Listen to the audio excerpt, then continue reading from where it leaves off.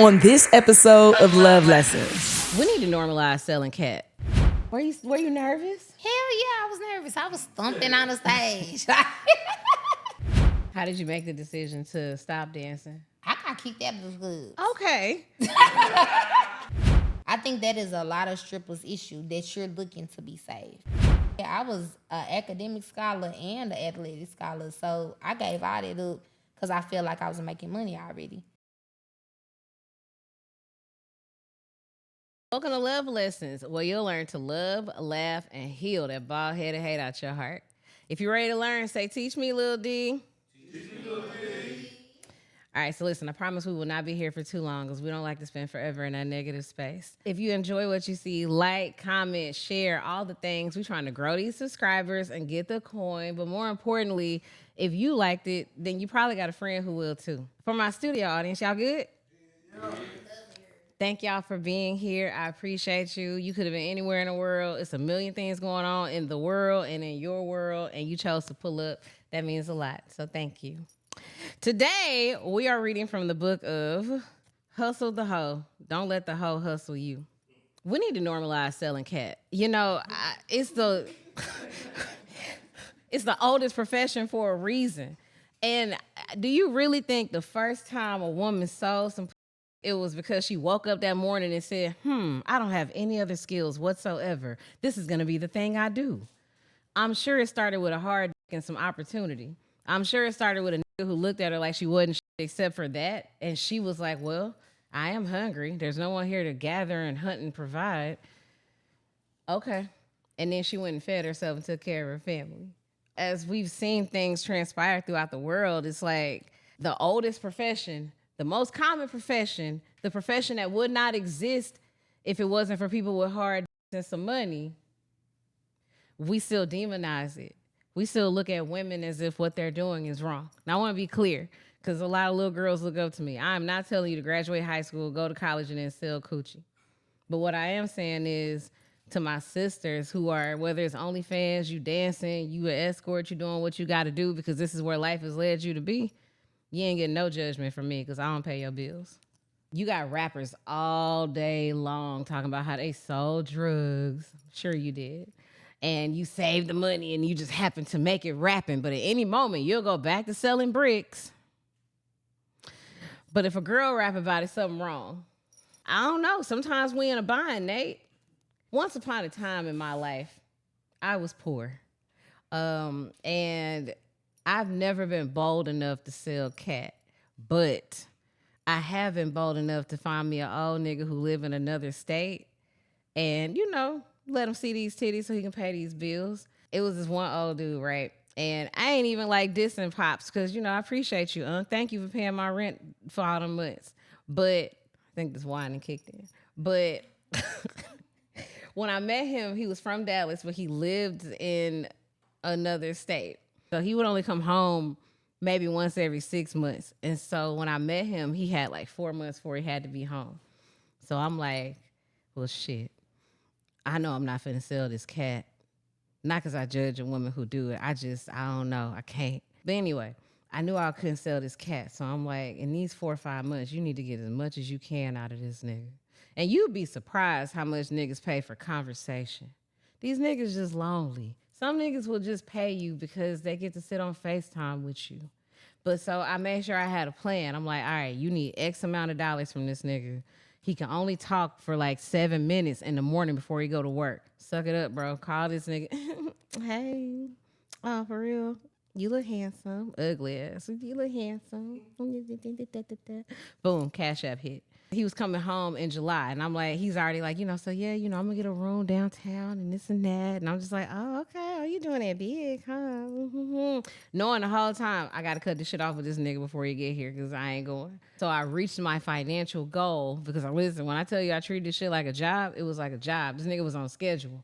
I'm gonna call you every morning at 7:45 because I know you got to get off the phone at 8. Boom, I got 15 minutes for you. I got this, I got this, I got this. Let me put all my shit in place. And then I blocked him right before he came home. I'm sure if I'd have went ahead and went to that room, sold that cat real quick, he'd probably still be paying my bills. And I ain't mad at no woman who getting it how you got to get it. But for me, I look at selling cat the way I look at niggas who sell drugs.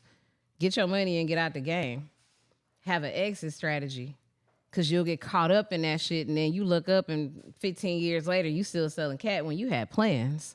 Now I can't talk too deeply into it because I've never done it, but I got a homegirl who has. I won't say her name because she's a public figure at this point. But when I met her, I was in another city, and allegedly, she was selling massages on Backpage. She was massaging your dick for a price. Allegedly. I remember the people in the city were very mean to her. Man, oh yeah, that hoe, she did. But I'm like, y'all the same niggas who listen to these rappers who talk about selling dope and flipping their money, and how you know she ain't doing that? Fast forward, she sold enough cat, allegedly, to move to another region of the country, and now she's a millionaire. Me and her still cool, and I don't know if she knows that I know what she used to do, but I see no difference in that and a nigga selling drugs, flipping his money, and getting a laundromat or a gas station or something. You treated your coochie like a commodity. You did what you was supposed to do. You stacked your money and you got out the game. And to me, I think that's the goal. But it's also the goal to come out of it unscathed. Don't look at yourself like you less than because you doing what you got to do. Don't nobody know the set of circumstances that led you to where you are doing what you have to do. They just met you today. I'm a radio personality, but I went to school for social work. And one of the social work principles is meet people where they are. Meaning, I don't know how you got here. I don't know what you went through. Here's where you are today. What I look like judging you, and I don't know your story. I don't know your yesterday. And I'm really big on that. I want to bring our first guest to the couch who's going to talk about maintaining your self-worth, loving yourself, seeing yourself for who you are, and having an exit strategy when it comes to selling cat. Like and subscribe to our YouTube channel for more content like this. At Lil D Love Lessons. Please welcome Susie Macc to the couch. Hey, you guys. I'm like, damn, y'all can welcome. Shit. Okay, give a real bitch a welcome. You know what I'm saying? Goddamn. Everything pinka. You so Everything pink. Yes. I feel like this is going to be so good as a fellow Capricorn. I know you're going to keep it 150. Girl. You know we can't do nothing else. Mm-hmm. Now, we were talking off camera. You told me you started dancing at 16? Mm-hmm. What prompted the decision? What made you want to even get into that life? So it wasn't nothing that makes a bitch want to get into that life. It was just survival. It was a time where my mama was going through something. Since I've been a child, my mama has been the biggest hustler that I've ever known. Mm-hmm. You get what I mean? Like, we never went without shit. We always had certain things. We always moved a certain way. So when my mama went through a depressing state, that was my first time seeing depression. Yeah. Or seeing, like, my mama going through a downfall or a heartbreak. I didn't really understand it, but I knew something was wrong with my mama. Mm-hmm. You get what I mean? So it's like, all I recognized was we always had a fly shit. We always had a hottest shit. We always did certain type of way.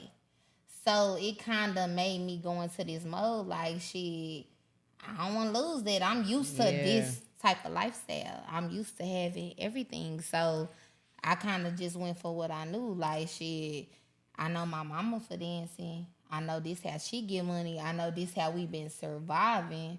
So now that my mama is kind of like not in her right mind, or she's not where she's usually at, I just thought to do what I knew to do. You know what I mean? How many siblings do you have? I have 5 sisters and I have 2 brothers. Whew, y'all house is full. Yeah. But with my mama, it was only 2 of us. Oh, my okay, daddy is the one with all the goddamn kids. But even if it's like me and my sister, we share a special bond because we kind of raised ourselves. Mm-hmm. My sister looks at me damn near like a parent, just like she do with my mama. But for a lot of the moments when I grew up, I felt like the parent. I'm the one like, mama, we got to do this. Mama, we got to do that. My mom is tired all the time. Mm-hmm. She's working. She hustling. She this. I'm the one reminding my mama, like, we supposed to do this week. We got to do this week. Or sister said she need this, or I need this, I need that.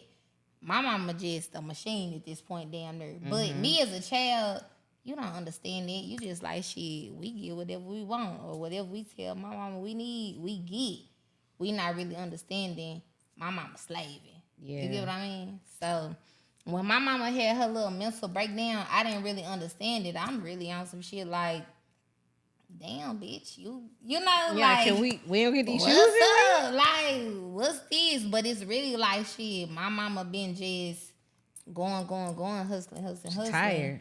She tired. So it's like, I had to grow up at an early age, but shit, I got it done. Like I said, my sister came with me her freshman year of high school. I was 18. I took full custody of my sister.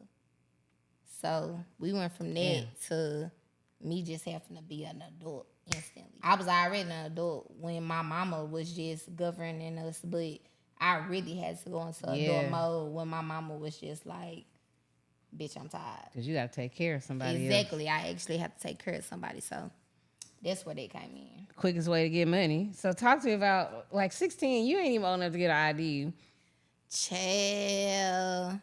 When I say, it's so funny, bro, because I'm such a networking person now, but I've been there all my life. Like, I'm going to find somebody like, who got the IDs, who got this, who got that. I've always been a networking person. Like, girl, where you get that from? Or who you be, woo. Like, how you get there? And I'm such a, like, lovable, laughable person. Everybody loves Susie. That has been my MO since I've been a kid. Nigga, like, you don't love. Okay, sorry. Yeah.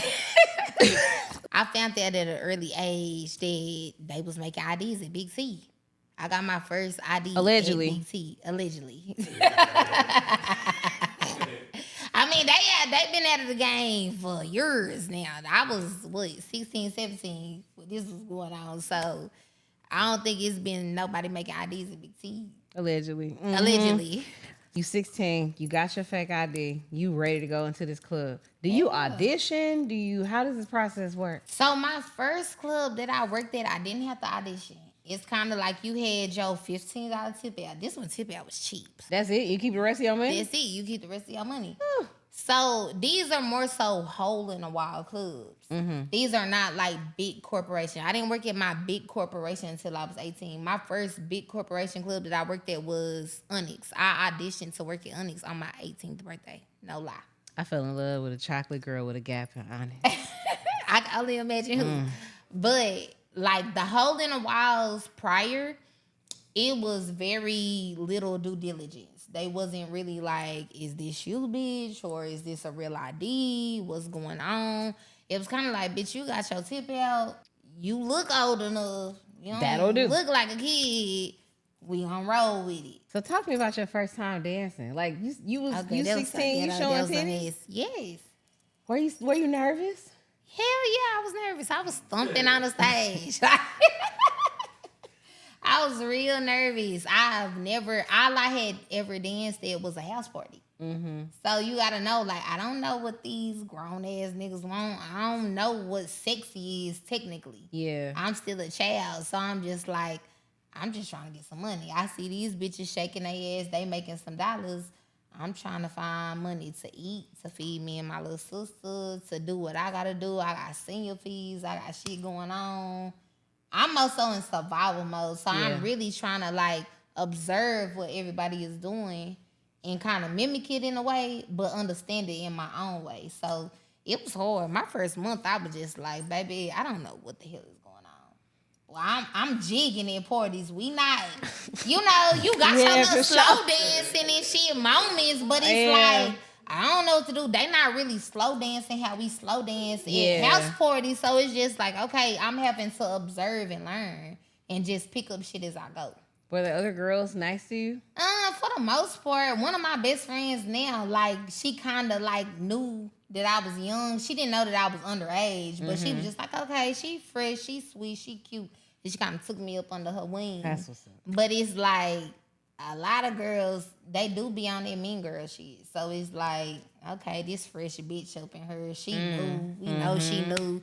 Niggas love new bitches. Especially back in the day. Dallas, it was so taboo to dance. Back when I started dancing, it was literally the same circle of girls who danced. So no matter what club you went to, you knew the strippers in Dallas. You knew the girls who danced in Dallas. It wasn't just like, oh, it's 100 girls to go through. It was literally probably like the same 40 girls who danced in Dallas. Cause it was so taboo back then.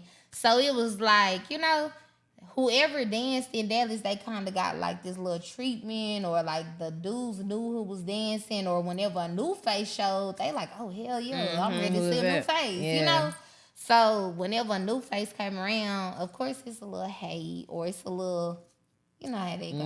Who the new bitch? What she want? She finna take my money? Exactly. Bitch finna cut into my customers. Baby, when I say I done been through a raid and everything, baby, I done been in the hood club and they like, it's a 16-year-old in here, and I'm like, I'm in the back hiding up on the dance bed. Bitch, I'm the 16-year-old. Damn it. Yes, it's I done did some shit. So you turn 18, you audition for Onyx. Shout out to Onyx ain't still there, is it? It's not still there, but shout out to Onyx. No, I big shout out fuck to with Onyx. Big Yella. I still fuck with Yella to this day. I was just at Pandora's fucking with Yella, but Yella was the first person to hire me at a corporate club. I used to love Big Yella so bad. Anybody who know John, Yella, y'all know what the fuck going on. Like, he definitely opened a lot of doors for a lot of bitches. All my bitches from 1919, I'm like, bitch, I'm at Onyx. Like, back in the day, that was like a privilege. You was like bitch, you at Onyx? You a bad bitch. Like, because when I say they went through a whole little, you got to go to the bed, you got to take your clothes off, they got to audition you, they got to look at your body, they got to look at your war wounds. If they feel like you not getting hired, they used to be real strict back in the day who they used to hire.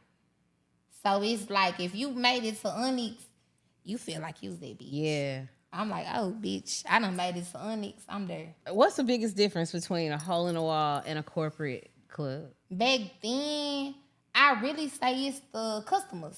Because, like, at Hole in the Walls, it was all the hood niggas. Yeah. It wasn't nothing but hood niggas. If you had some shit rolling, if you had big money, you in the Hole in the Wall. You at Chocolate City. You at any one of them Hole in the Walls in the cliff. Like, you really popping your shit. But you a hood nigga. You a nigga who sell drugs. You a nigga in the street. You a nigga who robbing. That's your one too. A lot of us was like transitioning from hood clubs, going to these bigger clubs, and we bringing our customers with us. Because at first, when I first got to Onyx, it wasn't so many hood niggas there. It was more like swish pants niggas there. Girl, we called them niggas the swish pants niggas. You seen a nigga with some New Balances and some swishes on, you knew that nigga, he wants some $20 dances. Holy shit. It's like a nigga got a whole look about himself. I knew a nigga come through the club with them swishers on, bitch. I knew I'm about to make $200 off this nigga. Quick. Nigga probably drive a Subaru. He want $20. It's $20 a song. 5 songs come on, he about to give me $100. He don't want me to do nothing but dance for him. He got that cash. I love swish niggas. You see them New Balances and them swishes on, bitches up. Hey, all you swish niggas, y'all got a chance. I used to love swish pants niggas. Like, oh, they coming in this hoe making noise, bitch. Like, it's up. But that's the type of niggas that Onyx used to have. They didn't originally just have hood niggas. It was a whole transition that went on. Like, the 1919 girls was going to Onyx. The Chocolate City girls was making their way to Onyx. Like, it was a lot of little hood clubs that was opening doors for bigger clubs. You get what I mean? So all it took is one girl from the hood club to go to a bigger club, and they like, shit, if that bitch up there, I can be up there. So those little hood clubs was opening doors that a lot of girls didn't even think they had until like one bitch might have took a chance and got hired, and now it's like, okay, shit, all 15 of us up there now. You get what I mean? So it was like that. I was even like that. I'm telling my homegirls, girl, I just got hired at Onyx. Bitch, your booty bigger than mine. Okay. If I got hired at Onyx, you can get hired at Onyx. Like, come on. Like, so it was more so like that. But at first, I feel like it was a stigma. Like, bitches thought you had to be like this old vixen looking ass person to get hired at these bigger clubs. And once we found out that, like, you could be an everyday Dallas bitch and just, you know, a little sexy, have a little sex appeal, and you can get hired, everybody coming. I really wish I could remember that chocolate girl with that gap. She ain't even had the biggest ass. She just, I don't know. She changed your life? She did. Onyx bitches changed my a lot God, of niggas' lives. like, That was a wherever time, you like, are. Onyx, Exposure, Black Orchid, all of it. Man, that was a time to be alive. They had brought me down here to interview for 979 to be, and I was like, I want to look like I'm immersed in Dallas. Let me go do Dallas shit. And so my homeboy took me to Onyx. And I was just sitting there ready to go. And that chocolate girl with that gap and that little butt walked up to me. And look at you talking about that little butt. Like, it wasn't even like she just was. I ain't gonna lie, Onyx had a lot of hidden gems. Like, when I say Onyx had it all, you had the big booty bitches had me eating chicken pills. Trying to motherfucking get fine. What? Yes, bitch. Like, when I say back in the day, how we have all this Amazon shit and shit we can look into. Yeah. Had us looking into shit, trying to, like, all that Edipex and all that shit. Like, not Edipex. What was the little, it was the cert all the girls was doing. It started with A. Activist. Yeah. Well, no, it started with a P. It was like AP. Epitamine or something like that. A lot of girls were doing it in a stripper club because back then in that era, everybody was thick. The thing was like the big booty, big thigh girls. Like, I was skinny as fuck when I was 18. I was little. So I was trying everything in my power to gain weight. Because all the it girls were like the big booty, big thighs, stallions, Amazons. It was just like, I used to look up to them like, oh my God, y'all. Oh, I want to look like y'all. Ooh. I still do, because look at you. I be doing squats, but I don't know, girl. They just one day. I was trying everything in my power to gain weight. I could not gain weight for so long. Then I got big, girl. That's the crazy part. I'm like, now, bitch been trying to get big all her life. And you know, sit here and got big. We got the opposite problems. Look at you. But, you know, shout out to kickboxing, you know, shit working a little bit. Shit. But you 16 dancing, you got to go to school the next morning. Girl. Now, boom, you 18 dancing. We grown. We done with high school. But do people know that you dance at this point? Yeah, in high school. The crazy part is the first person who told my mama that I was dancing was my track coach. Oop. My track coach snitched on me because niggas was coming back telling him that I was dancing. What your mama say? My mama was a dancer, so it was kind of weird for her. I feel like she didn't really know how to navigate it. Like, at first, she didn't kind of believe it. I feel like she went through the denial stage. Yeah. And then she went through the, like, cuss me out stage. Like, you got me fucked up stage. And then it went to, like, well, bitch, if you gonna dance stage. Like, you get what I mean? Like, bitch, you better be XYZ. You need to be at these type of clubs. You need to be doing these. Don't be dry ass dancing and you just doing some bullshit. She kind of went through stages with it. Because it's like, I feel like she had to accept it. Yeah. So that's how that went, but that sounded like Power with Tariq and Ghost. And he was like, teach me the really fucking game, like Ghost. That. It really like, be like I guess that. you really gonna sell dope. All right, well, look, I'm not finna have you out here looking stupid, so if you gonna do it. And I ain't gonna lie, like, when I say I was a scholar, like, I always was in honorary classes. I was always in sports. Like, when I say this was probably the last thing any of my family, anybody thought I was gonna do. So it was a shock to everybody. So once it really hit, it was just kind of like, really, bitch? How you feel about it? I don't feel no way about it. Honestly, I feel like if I wouldn't did it, I wouldn't be Susie. That was my dance name. I'm Susie to this day. Like, everybody know me as Susie. Everybody fuck with me from way back in the day to now. I fuck with old heads. I fuck with young heads. Like, it taught me a lot of game. I feel like I wouldn't be me if I didn't go through my trauma or whatever I went through or how I was. I wouldn't even be me right now. I mean, of course you have regrets. I had a full scholarship. But the thing was, my mama was going through what she was going through, and I felt like I had to take care of my sister. Yeah. So it's just like, I pushed all of the way to make sure my sister was good. I was 18 years old, literally just graduated. My sister is about to be a sophomore, and I stayed home to take care of my sister. So that was just a choice that I made just off family and love and my morals that I got. But it's like, I could have went to college. I was good. I wasn't tripping on that. I was an academic scholar and an athletic scholar. So I gave all that up because I felt like I was making money already. I can skip off a year or two. You know, everybody think they can do a year or two out of school. I can go back. But shit, you start making that money. Yeah, you be like, school, I don't know about school. I'm already too deep in this shit. So it's like.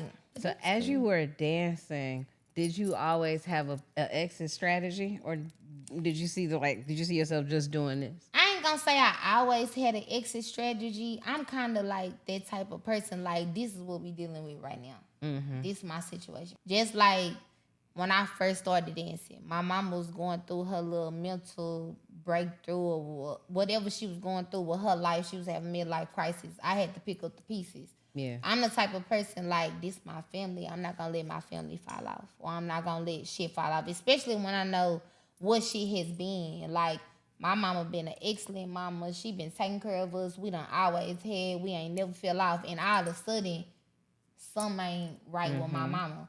All I know how to do is to pick up the pieces.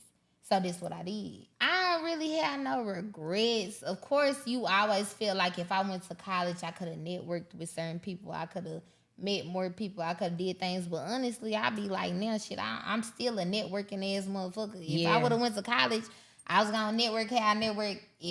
I didn't go to college. I still network how I network. So it's all about you. How did you make the decision to stop dancing? Honestly, I didn't. I got kicked out of the club. Okay.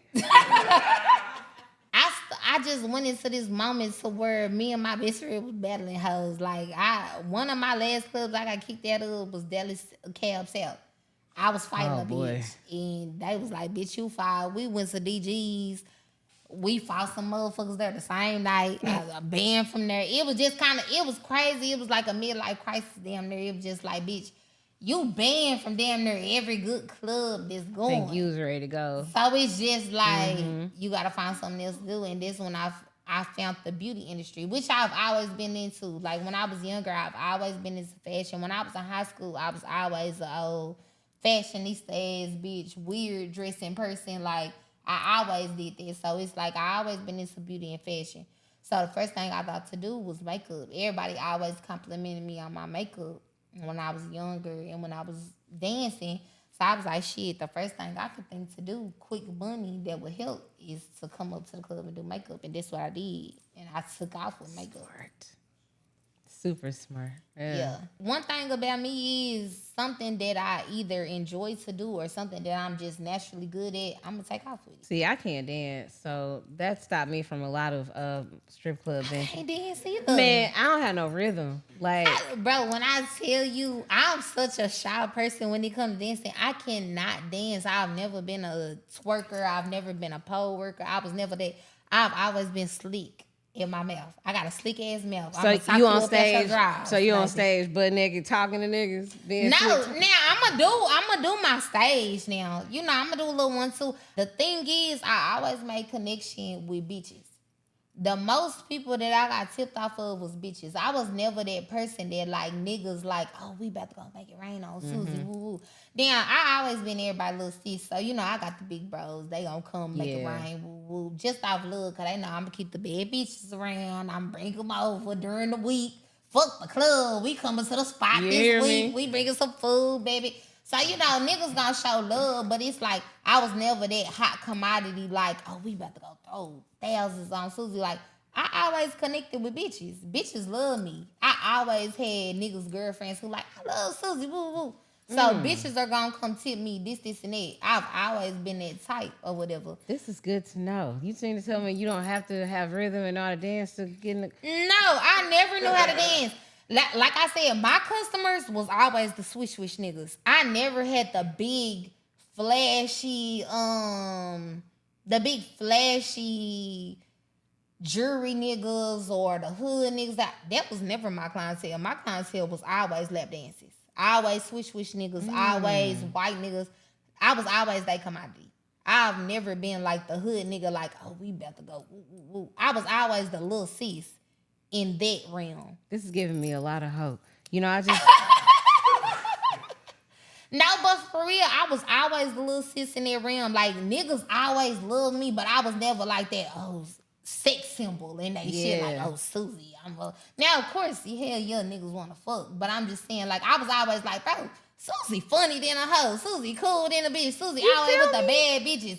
So it's like niggas more so like little sis to me. Like, you get what I mean? Like, oh, where the hoes at? I know you got the hoes. Tell the hoes come over, sis. Woo, woo. That was always kind of my role in the club. But it's like, my customers was always like the swish niggas. Or like, niggas. I knew what to look out for. Oh, this old nigga just came in. He got the swishes on. He got these shoes on. He got woo.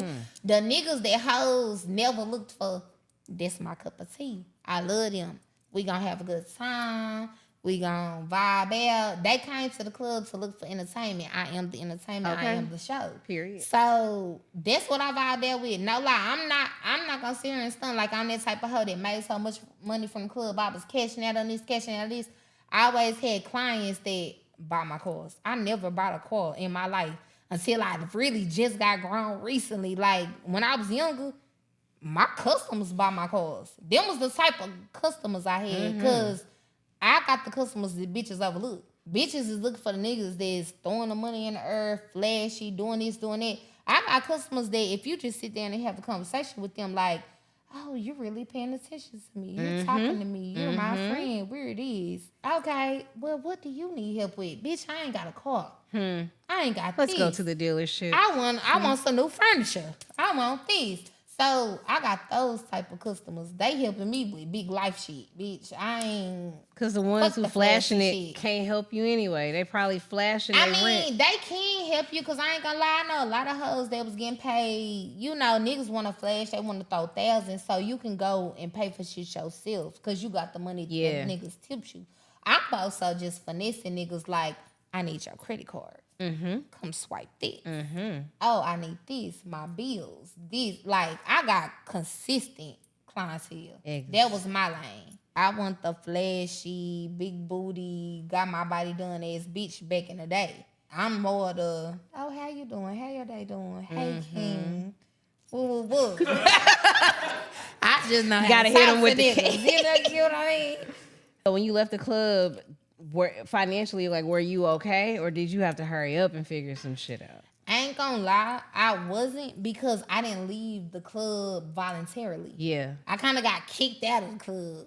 So I didn't get that chance to where, like, okay, I done stacked up everything I want to stack. I done did everything I want to do. So I had to hurry up and, like, scramble. Yeah. But it still worked out for me because I had so many years in the club. Bitches always like my makeup. So now that I'm doing makeup, I was like, well, bitch, come to the club, do my makeup. Or it's 10 of us up here wanting our makeup done. And that shit, I took off the makeup for years. And now, speaking of beauty, you obviously have a big thing coming up that's going to be open soon. Can you tell us about it? Yes, Glazed Beauty Bar. Thank y'all. Glazed Beauty Bar on the way. I'm over there in the Redbird area off of Camp Wisdom. I'm loving it. It's been a lot, but it's on the way. It's on the way. So what all services are you going to be providing? So it's a little bit of everything. You know, we have hair, we have lashes, we have barbers. We have a little bit of everything, nail techs, all of that. So it's like a one-stop shop. And also my women's boutique. I've always had my women's boutique, and we kind of bounce off of each other. So to the dancers who they want to leave, but they don't know how to get they don't have an exit strategy. They don't know how to stack. What advice can you give them? You gotta bet everything on yourself. I think the biggest hold back on dancers is trying to bet something on finding a prize or finding the right trick or finding the right man to save you. I think that is a lot of strippers' issue, that you're looking to be saved. And looking to be saved will hold you back a lot. When really, bitch, you gotta realize you the prize. You the baddest bitch. You it. You that girl. Once a sex worker, a dancer, anybody in any type of sex industry, if you really realize that, it's nothing holding you back, because I think that's where a lot of girls start in any type of sex industry, whether you dancing, you selling pussy, you whatever, you doing OnlyFans, you selling foot pics, you kind of dependent. You come in the game kind of dependent on what somebody can give you or what they're paying or whatever. But once you realize, like, bitch, you the prize. You the show. Prize. You the celebrity. Bitch, you the birthday. Like, once you actually realize that, it's like everything is on your time. Everything is on your timetable. Everything is on your pay, what you expect, what you not taking. Because I feel like a lot of girls will like, oh, well, he said he gonna be 5,000, but I gotta do this and I gotta do this and I gotta lower myself for this, and that. If you act like, bitch, I'm worth more than 5,000, how you need to be coming on with the 5,000 plus more. If you have that different attitude, They treat you differently. They're like, differently. Oh. And I know that just from growing up and kind of being like, nigga, that ain't shit. I got that. I don't give a fuck about that. When I used to give a fuck about that, I see the difference from like when niggas like they holding you on a string to where it's like, I don't really give a damn about that. Now niggas begging you like, well, can you, or what can I do, or what you need, or da da da da. It's a complete difference, and I hate it because I be like, bitch, if you knew this 10 years ago, man. But hey, everything happens on purpose. I know a girl who she be selling cat, and you know, on the outside, she all the things super confident, but I know her, and so I know that shit ain't true. She don't look at herself like she's worth more than just selling cat. She don't see it as a hustle. She see it as this all I'm good enough for. What advice can you give her to come out of that? So my advice for her is really just finding herself. Finding what you like and what you're really into. What you can really go for and what you can't. Like, what's your tops and what's your bottoms? What you know, like, we can go all the way here, baby, and I'm cool with it. And what's this, like, bitch, you cutting it. You pushing it. I ain't fucking with it. You have to have some type of boundaries. All women, no matter what you do, women have to grow to find boundaries within themselves. I'm learning it as I get older because I feel like when I was younger, I kind of tried to like follow suit of a man or like whatever made a man happy, or I'm going to try to be what makes a man happy, or I'm going to try to follow suit as a trick or what makes my trick happy. But it's really kind of like, bitch, you still the prize. A trick gonna pay for whatever the prize want. Once women actually start realizing that no matter what you do, no matter what type of bitch you are, no matter what type of field you in, you a prize in any field or lifestyle you in. Yes, you are. You might not be a husband's prize, but you might be a trick's prize, or you might be a hustling nigga's prize, or you somebody's prize. Yes, you are. Once you realize that you're somebody's prize and you find your field, you gonna work the fuck up at that bitch. And you gonna be your bitch in your field. But you gotta find your field. And as you grow, you gonna realize this ain't my field no more. This is my field. And you gotta hold yourself accountable when you're in those fields. Yes. You can't be up here and going back down here. So once you up here, you just keep rising. Got the goddamn keep rising. You keep rising. So it's like, I just feel like it's accountability for women. Women gotta realize, bitch, who are you? I heard a lot of men like, what do women bring to that? Bitch, I am the table. What do you bring to the table? Besides that, because I am the table. So what are you bringing to me, bitch? Like, so it's just like, I don't like how it's only one person that clapped. That's so interesting. Because if we'd have been like, oh, men are the prize and we love men and men are so amazing. And but the thing is, I'm not gonna. But look, I'm not gonna take away from men because exactly, men are prizes within them own selves. But it's like women. First of all, humans, period, have to figure out that they are prizes in their own zone. You are a prize in your own way. Yes. She is a prize in her own way. When y'all both realize that y'all are both prizes, y'all will treat each other as such. How did you get to a point of treating like partners instead of like customers? Girl, I ain't gonna lie. That was my biggest downfall. Like, my friends actually had to tell me about myself. And I will say, get y'all some real ass friends, because I feel like I probably would have been like this to this day had my friends not been like, bitch, you treat all your niggas like a trick. Like, he wasn't even no bad nigga. You just treated him like a trick. Like, I'll be complaining like, girl, he didn't want to pay for the bitch. He not, like, you can't treat every man like no trick. But it was just the point that my mama danced before me. It was situations where, like, my mama taking us out to eat with her, and she like, when I give y'all this look, we ready to go. You ready to go home. I literally was brought up in that type of mindset. Like, shit, all you niggas is tricks. I ain't never seen my mama in no healthy relationship where it's like, oh, this is a man. All I seen my mama in a relationship was, how can we use him? How can we get shit out of him? What can we get him out of? My 20s, everybody was streaks. I don't care if you was my boyfriend or whatever. Like, I'm looking at you like, oh, you paying my bills, you paying my car note, you got to do this, you got. As soon as you can't pay for something, I can't fuck with you. Regardless, I don't care if you falling on your dick. If you ain't able, I ain't able. That was my mindset, though. Yeah. I grew up like that. Like, it's like, if a nigga can't do nothing, what he here for?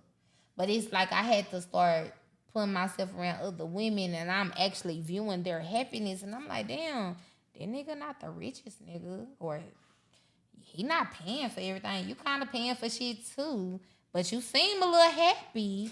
You know, so it's like I'm just kind of picking up shit as I go. Like, okay, bitch, you really kind of alright, and you pitching in too. But it's cool though. Like, this how this. Yeah, so it's functional. like it just kind of took me just growing up and being around other people and opening my eyes to shit. Like, okay, so shit don't only have to be this way. So before I let you go, this show is obviously about loving yourself to a better life.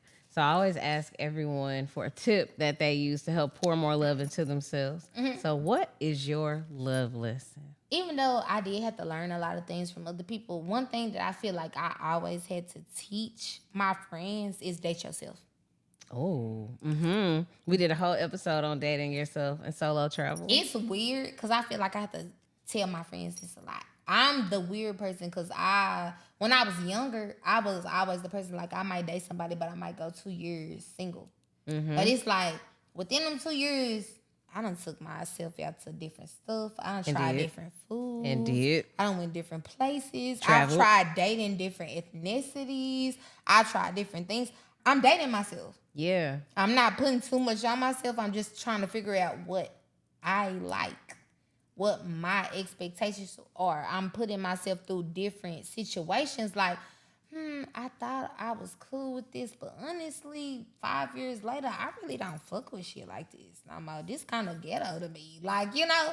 So it's like, I always tell my friends, like, stop jumping into this, that, and feeling like you always have to be in a relationship. Like, I don't feel like relationships are just what make you successful. Like, you can be by yourself, figure yourself out, love yourself, learn to love other people, and then you can go, you know, and be in a healthy relationship. I feel like until you love yourself and know what you actually bring to the table, you can't love other people correctly. Oh, you better talk. Real shit. You know, I'm gonna link the episode for solo travel up here because people call me weird because I go on dates by myself, but why wouldn't I? I'm not by myself. I'm with by myself. Girl, I'm finna go to Portugal by myself. Girl, now I haven't did the solo travel. Oh my God. I haven't, but I'm so that's the Capricorn list. Girl. Yeah, I'm a nerd. So like I can't wait to go to Portugal because there's a cave over there. It's 15,000 feet long. I love that. And it's one of the 7 natural wonders of Portugal. But like, I don't know no people who want to do that. It be so weird, I'm gonna go. Like, what I'm gonna do? Wait. And that's another thing. Like, don't hold your life back because your friends aren't into like book what the trip. you are. Like, bitch, do whatever shit you into. Do you? Because that's how you attract more people to do it. Real shit. So that's the Capricorn in us. Yeah, because I'm gonna go. You can I've come, been but I'm weird, gonna go so like, regardless. bitch, you go have to eat by yourself. And do? You bitches want to go to Juicy's every day. Bitch, I want a little cheddars here. I want Moxie's this day. I want a steak.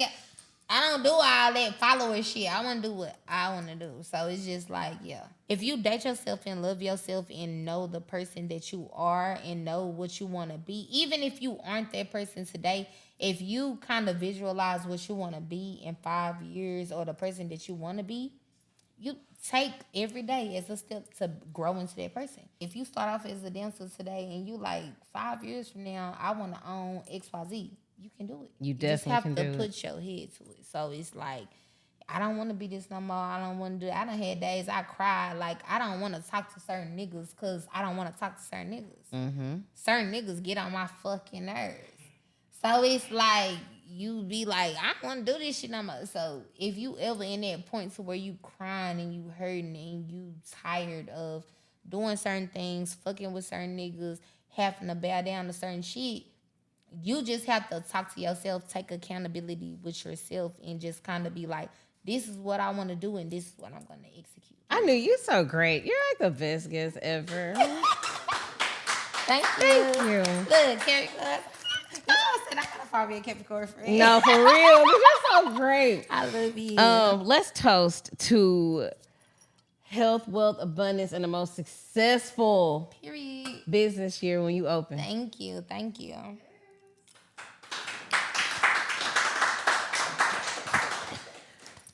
Oh, my great-great-grandma used to be a prostitute. And by the time she died, she owned several whorehouses in Shreveport. Oh, I heard that. And I would just like to say, we've been entrepreneurs in my family. I love that. Yeah, me too. I was my like, granny what? done been through some shit, but she don't own shit, so I ain't gonna put her business out there. Like, my granny used to do some shit too. We've been business owners over here. But she don't own nothing, so I ain't gonna put her business out there. Hold on. I mean, I don't know where them houses at now. But yeah, I hope you learned something today that'll help you get that bald-headed hate out of your heart. And if you didn't, keep your negative ass away from me. Class dismissed.